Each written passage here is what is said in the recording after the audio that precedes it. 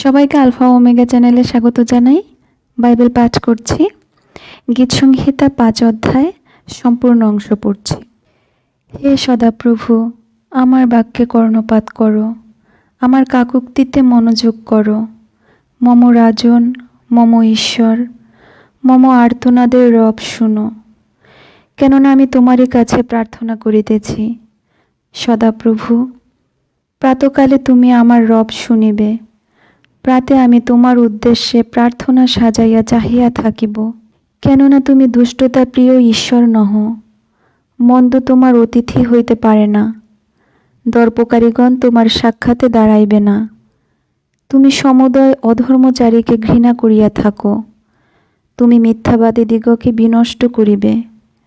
সদাপ্রভু রক্তপাতীকে ও ছল প্রিয়কে ঘৃণা করেন। কিন্তু আমি তোমার দয়ার বাহুল্যে তোমার গৃহে প্রবেশ করিব, তোমার পবিত্র মন্দিরের অভিমুখে তোমার ভয়ে প্রণিপাত করিব। হে সদাপ্রভু, আমার গুপ্ত শত্রুগণ হেতু তুমি আপন ধর্মশীলতায় আমাকে চালাও। আমার সম্মুখে তোমার পথ সরল করো, কেননা উহাদের মুখে স্থিরতা কিছুই নাই। তাহাদের অন্তর দুষ্টতাময়, তাহাদের কণ্ঠ অনাবৃত কবর স্বরূপ। তাহারা আপনাদের জিহ্বা মসৃণ করে। হে ঈশ্বর, তাহাদিগকে দোষী করো, তাহারা আপনাদের মন্ত্রণায় পতিত হোক। তুমি তাহাদের অধর্ম বাহুল্যে তাহাদিগকে তাড়াইয়া দাও, কেননা তাহারা তোমার বিদ্রোহী হইয়াছে। কিন্তু তোমার শরণাপন্ন সকলে আহ্লাদিত হোক, তাহারা চিরকাল আনন্দ গান করুক।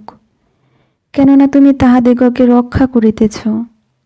যাহারা তোমার নাম ভালোবাসে তাহারা তোমাতে উল্লাস করুক, কেননা তুমি ধার্মিককে আশীর্বাদ করিবে।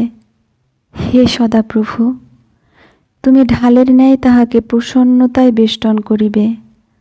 আমেন। সবাই ভালো থাকবেন, সুস্থ থাকবেন এই প্রার্থনা করি। চ্যানেলটিকে সাবস্ক্রাইব করে আমার পাশে থাকবেন, প্রভুর বাক্যের সাথে থাকবেন। সকলকে ধন্যবাদ।